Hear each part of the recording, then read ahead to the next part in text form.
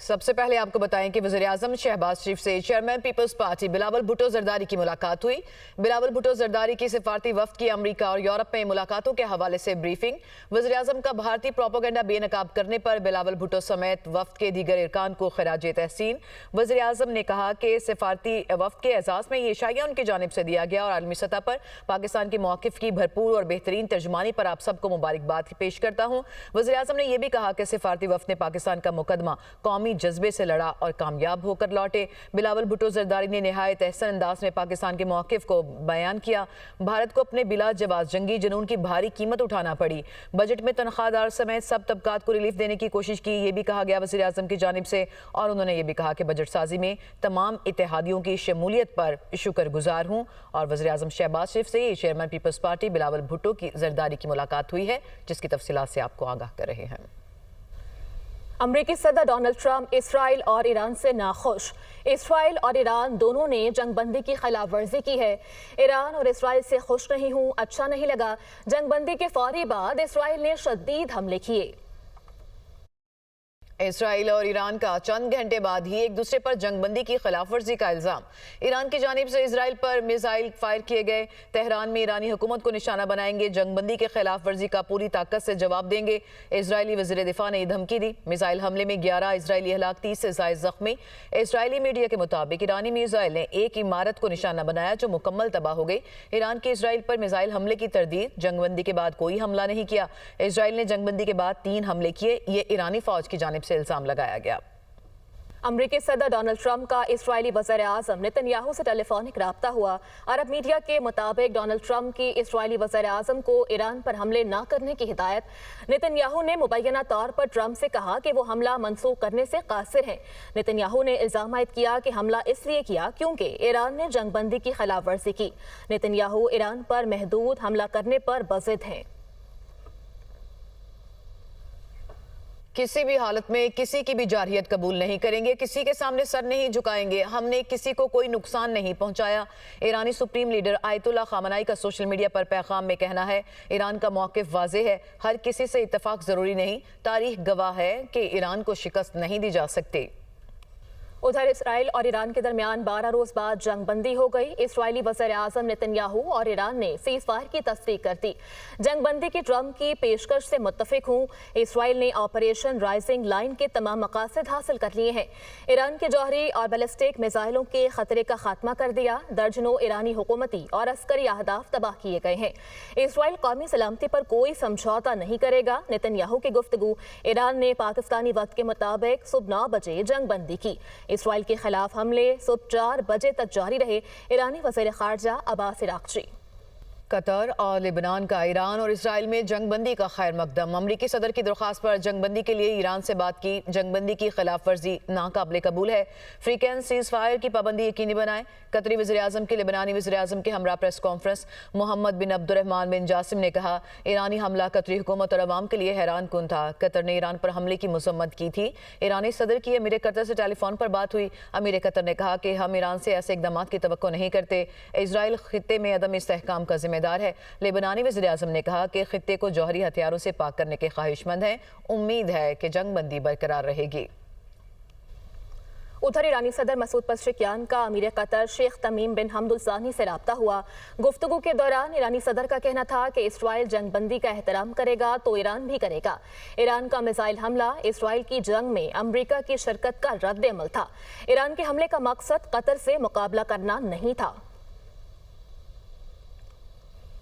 ایران اسرائیل cease fire کے بعد امریکی صدر ڈونلڈ ٹرمپ کا چین کے لیے پیغام۔ چین اب ایران سے تیل کی خریداری جاری رکھ سکتا ہے۔ یہ کہا گیا ان کی جانب سے کہ امید ہے کہ وہ امریکہ سے بھی کافی مقدار میں تیل کی خریداری کریں گے۔ ایسا کرنا میرے لیے بڑا اعزاز تھا۔ ڈونلڈ ٹرمپ کا یہ بیان چین کے حوالے سے سامنے آیا ہے۔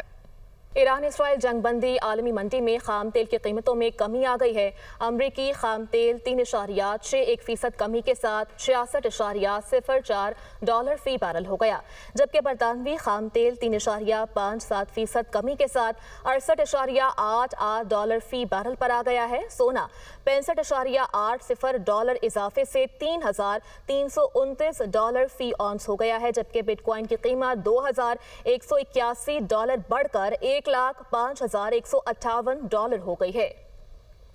सिक्योरिटी फोर्सेस का जनूबी वज़ीरिस्तान के इलाके सरारोगा में खुफिया इत्तला पर ऑपरेशन शदीद फायरिंग के तबादले में भारतीय हिमायत याफ्ता 11 खारिज जहन्नुम वासिल कर दिए गए, 7 जख्मी भी हुए। ISPR के मुताबिक दिफाए वतन का फरीजा सर अंजाम देते हुए 2 बहादुर सपूत वतन पर कुर्बान हो गए। शहदा में मेजर सैयद मुईज़ अब्बास शाह और लांस नाइक जिब्रानुल्लाह शामिल हैं। वज़ीर-ए-आज़म शहबाज शरीफ का ईरान के सदर से टेलीफोन पर राब्ता हुआ। मशरिक़ वस्ता में तेज़ी से उभरती हुई सूरत हाल पर मुस्तकिल तौर पर नज़र रखे हुए हैं। वज़ीर-ए-आज़म की जानिब से कहा गया, वज़ीर-ए-आज़म ने मुज़ाकरात और सिफारतकारी के जरिए अमन की बहाली की अहमियत पर जोर दिया। UN की सलामती काउंसिल और OIC समेत तमाम सिफारती फोरम्स पर ईरान के लिए हिमायत का इयादा किया गया। ईरानी सदर ने हालिया कशीदगी के दौरान पाकिस्तान की मुस्तकिल और उसूली हिमायत पर वज़ीर-ए-आज़म का शुक्रिया अदा किया। पाकिस्तान की कतरी खुद मुख्तारी की खिलाफ वर्जी की मजम्मत। तर्जुमान दफ्तर खारजा का यह कहना है कि तमाम ममालिक खुद मुख्तारी की खिलाफ वर्जी की मजम्मत करते हैं। तमाम ममालिक की इलाकाई सालमियत की हालिया खिलाफ वर्जियों की शदीद मजम्मत करते हैं। पाकिस्तान को खित्ते की सिक्योरिटी सूरत हाल मजीद कशीदा होने पर तशवीश है। वज़ीर दिफा ख्वाजा आसिफ ने कहा कि ईरान ने अपने से ज़्यादा मुसल्लह दुश्मन का मुकाबला किया। निहायत ही जारहाना माहौल में अपने मुल्क का दिफा किया गया। ईरानी लीडरशिप और अवाम के हौसले को खराज तहसीन पेश करते हैं। ईरान और इसराइल के दरमियान जंग बंदी इस बात का सबूत है कि फतह ईरानी अवाम के हौसले को मिली है। ईरान की मजाजी जिस तरह उन्होंने अपने से जाना मुसल्लह दुश्मन का मुकाबला किया और एक नहायत ही जारहाना माहौल में उन्होंने अपने मुल्क का दिफा किया। आज जंगबंदी इस बात का सबूत है कि फतह जो है वो ईरानी अवाम के उनके हौसले की हुई है। बेशुमार कुर्बानियाँ उन्होंने दी हैं।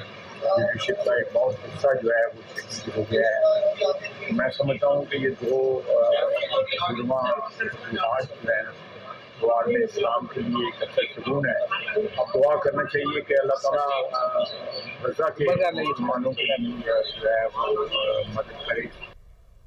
ईरान से खबर दें आपको, जहां जंगबंदी के बाद इजराइल से जीत की खुशी में जश्न मनाया जा रहा है।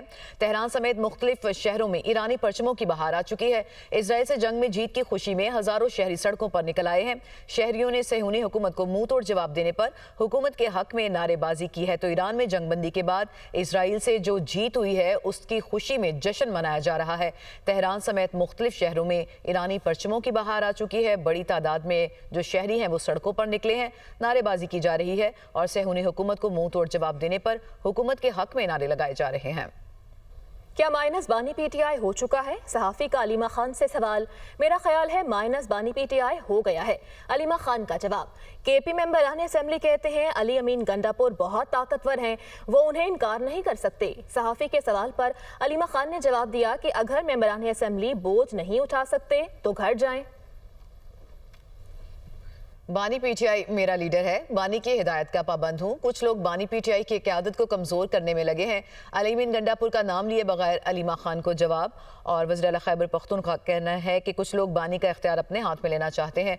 बजट को आईनी तकाज़ों के मुताबिक पास करना लाजिम था। बजट के शेड्यूल होते हैं, उससे आगे पीछे नहीं हो सकते। बजट मंजूर ना होता तो फाइनेंशियल इमरजेंसी लगाकर हमारी हुकूमत ख़त्म करने की साजिश थी। हुकूमत का मनसूबा गवर्नर राज लगाने का था। हमारी अपनी सफ़ों के लोग साथ शामिल हुए। बैरिस्टर गौहर अली खान ने कहा कि KP का बजट पास नहीं हुआ। बानी PTI के कहने पर असेंबली तहलील करने में सेकंड नहीं लगेगा। बानी PTI के खिलाफ 5 रोज में 3 सजाएं हुई, लेकिन इंसाफ होगा। बानी को दुनिया के बड़े बड़े भी माइनस नहीं कर सकते। PTI को मायूस किया हुआ है। बानी को किताबें दे रहे हैं और ना ही बच्चों से बात करने देते हैं।